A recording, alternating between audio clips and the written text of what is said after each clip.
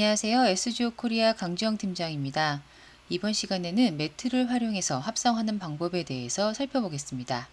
마스터 와일즈 낸 것을 원본으로 이렇게 하나의 레이어로 만들었습니다. 그룹 안에는 여전히 마스터 와일즈 렌더링된 파일이 있고요. 밑으로는 카메라 6개 되어 있는 원본과 스티칭 데이터, 색보정했던 색보정 데이터까지 여전히 있어요. 수정을 언제 할지 모르기 때문에 저는 원본을 계속 가지고 가겠습니다. 다시 그룹 위로 올라와서 이제부터는 매트 애니메이션을 통해서 좀 합성을 해보려고 하는데요. 앞서 설명드린 대로 매트 알파 채널을 만드는 방법은 좀 단순해요. 기본적으로 블랙 앤 화이트 이미지만 뒤에다 덧대주면 된다고 생각하시면 됩니다. 자, 색종이를 만들 때는 모든 소프트웨어가 하나의 단면 이미지를 솔리드란 이름으로 얘기를 하고 있고, 솔리드를 하나 클릭하게 되면 위에 이미지 한 장이 올라오는 걸 확인하실 수가 있어요. 합성을 해야 되기 때문에 길이를 똑같이 만드셔야 되고요. 방법은 에디트의 게듀레이션 얘의 길이를 얻어서 지금 내가 선택한 길이에 맞춰라. 얼라인 정확하게 맞춰주시고 이제부터는 셋업에선 항상 X로 잠궈주셔야 한 프레임의 어긋남도 없이 완벽하게 작업하실 수 있어요. 왜냐하면 위아래로만 움직여야 프레임이 틀어지지 않습니다. 자, 이렇게 돼서 솔리드를 클릭하게 되면 알파 채널을 만들 건데 블랙 매트는 안 보겠다는 뜻이죠. 그래서 포그라임도 이미지를 보게 하기 위해서는 이 매트가 하얀색으로 채워져 있어야 됩니다. 자, 합성을 한다고 했기 때문에 그냥 자동적으로 컴포3D를 올리실 건데 이 컴포3D를 2번 클릭해서 들어가 보면 이 레이어들을 알파 채널로 인식하지 않고 레이어 2번을 알파 채널로 인식하지 않고 그냥 각각의 레이어로 얘가 인식하는 걸 확인하실 수가 있어요. 왜냐? 레이어 2번이 알파 채널이 돼야 한다는 명령어를 어디에도 주지 않았기 때문에 그래요. 자, 그러면 레이어 2번이 1번의 알파 채널이 될 거야 라고 어떻게 지정하냐면 얘 두 개를 선택해서 FX에는 이 키어 메뉴에서 선택하실 수가 있습니다. 그 밑에 있는 익스터널 키가 바로 밑에 있는 레이어를 알파 채널로 인식할게 라고 지정하는 명령어입니다. 그러면 익스터널 키가 두 개의 레이어를 감싸고 있잖아요. 그럼 익스터널 키 위에 있는 레이어가 포그라운드 이미지가 되고요. 밑에 있는 레이어가 알파 채널이 됩니다. 자, 이제 다시 컴포3D로 가면 어떻게 돼 있어요? 레이어 1번이 돼버리고 2번이 사라졌죠. 그러면서 1번, 2번으로 표현된 걸 확인하실 수가 있어요. 자, 그러면 이제 우리 작업을 좀 해볼게요. 밑에 있는 알파 채널만 저는 액션을 줄 거예요. 레이어 1번 전체를 제가 만약에 사이즈를 이렇게 줄이면 어떻게 돼요? 영상이 전체적으로 작아졌다, 커졌다 하는 개념이잖아요. 근데 저는 매트만 작아졌다, 커지게 만들 거기 때문에 이 매트 사이즈를 조정하고 키프레임에 애니메이션을 주기 위해서는 어떤 노드가 필요하냐면 오른쪽 아래에 있는 플레이밍 사이즈를 조정한다, 위치를 이동한다 이런 거 할 때는 저희가 어떤 노드를 올려야 된다고 말씀드렸냐면 플레이밍 노드를 올려야 된다고 말씀을 드렸어요. 자, 이렇게 해서 컴포3도 가볼까요? 그럼 이제 솔리드를 사이즈를 조정할 수 있는 플레이밍 노드가 솔리드 위에 올라가 있는 걸 확인하실 수가 있고요.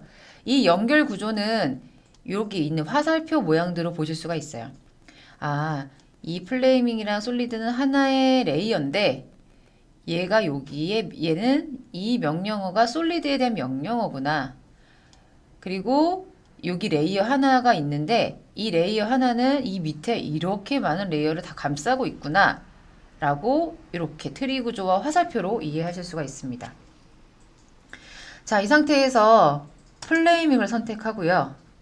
제가 처음에 오토키 어제 설명드렸죠. 애니메이션 키프레임을 주기 위해서 첫 프레임은 0 그리고 천천히 한 100프레임까지 여기서 100을 쓸게요. 그럼 정확하게 100으로 이동해요. 이 프레임 숫자는 오른쪽에서 타임 코드로 바꾸실 수도 있고 프레임 모드로 바꿀 수가 있어요. 어쨌든 100프레임으로 가서 너는 다시 100으로 커져. 그러면 제가 원하는 대로 보시는 것처럼 이렇게 뒤에 있는 매트가 벗겨내듯이 네, 동작되는 걸 확인하실 수가 있어요. 앞에 있는 이미지가 아닌 뒤에 있는 매트를 가지고 애니메이션 효과를 줬기 때문에 이런 효과가 나오는 겁니다. 자, 그 다음 저희가 해볼 거는요. 이제 매트에 대한 개념을 어느 정도 이해하셨다고 생각하고 외부의 텍스트를 가지고 저희가 작업하는 거에 대해서 좀 설명을 해 드리려고 합니다. 자, 외부에서도 블랙 앤 화이트 값으로 어떤 자막이든 어떤 도형이든 만들면 블랙 앤 화이트로 되어 있는 이미지 모두 뭐가 될 수 있다? 매트, 알파 채널로 쓰일 수 있다. 제가 만들어 드린 텍스트들은 각각의 타가 파일로 제작된 걸 확인하실 수가 있어요. 자, 오른쪽 클릭해서 우리가 한 번도 사용하지 않았던 기능이죠. Import All Sequence 메뉴. 낱장의 이미지예요. 동영상이 아니죠. 그럴 때는 우리는 Import All Sequence라는 메뉴로 임포트를 합니다. Import All Sequence 메뉴를 클릭하게 되면 한 가지 옵션이 더 생겨요. 뭐냐면 Link as Single Image. 이게 왜 생기냐면 제가 이거를 선택하지 않고 임포트를 하면 얘는 연결되어 있는 동영상이라고 생각해서 하나의 클립으로 1, 2, 3, 4 이렇게 들어옵니다. 근데 저희는 그렇게 원하는 게 아니죠. 1번 따로, 2번 따로, 3번 따로, 4번 따로 클립의 형태로 들어오길 원해요. 그래서 시퀀스 파일 하나가 완벽한 싱글 이미지다 라고 저희가 이렇게 설정을 해줘야만 낱개의 클립으로 들어와요. 자, 임포트를 해서 불러 드리면 보시는 것처럼 오른쪽에 텍스트 폴더가 들어와 있는 걸 확인하실 수가 있어요.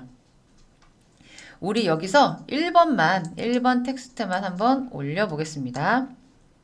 그리고 다 지우고 다시 한번 매트 이미지를 반복해 볼게요. 자, 마찬가지로 오리지널 원본 소스 개뚜레이션 하고 세뚜레이션 하고 길이를 딱 맞췄어요. 그죠? 얘는 동영상이고 얘는 이런 텍스트예요. 그냥 블랙 앤 화이트.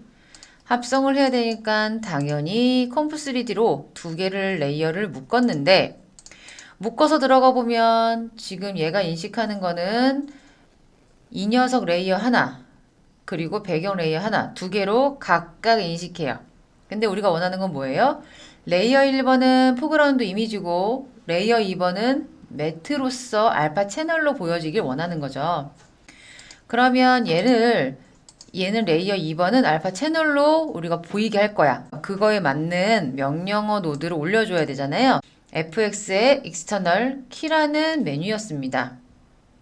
자, 이렇게 해서 컴프3 들어가면 이제는 영상이 어떤 형태로만 매트에서 화이트로 보여졌던 이 글씨 모양대로만 영상이 보이는 걸 확인하실 수 있어요.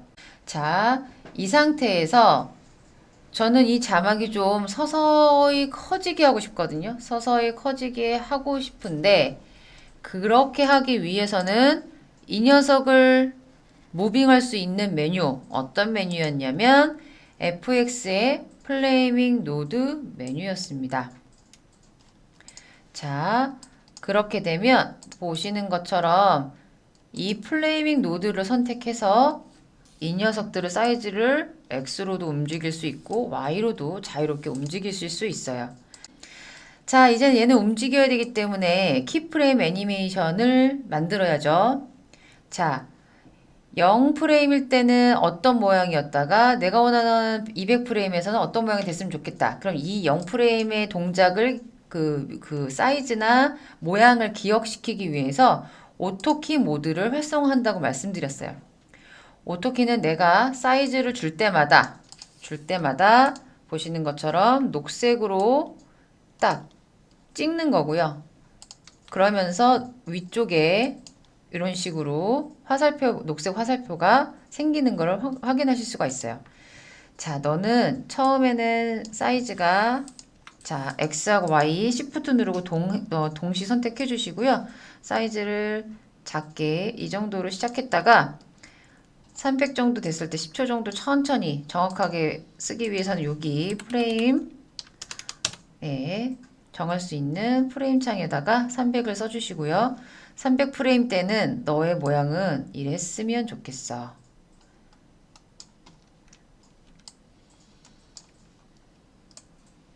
자, 그리고 처음에 0프레임일 때는 너는 0 한번 적어주시고, 그리고 그 다음 프레임을 갈 때는 보시는 것처럼 열쇠 모양으로 키프레임을 이동할 수 있는 아이콘이 있거든요. 그러면 이미 키프레임이 찍혀져 있는 데에는 아이콘으로 이동하실 수가 있어요. 이때는 여기가 블랙이 보이니까 너는 좀 이렇게 오른쪽으로 이동 좀 해줄래? 그런 상태에서 다시 스케일을 크게 해보겠습니다. 그러면 X축도 좀 이동하시면서 얘를 훨씬 크게 더 당길 수가 있으세요. 그럼 제가 원하는 건 뭐예요?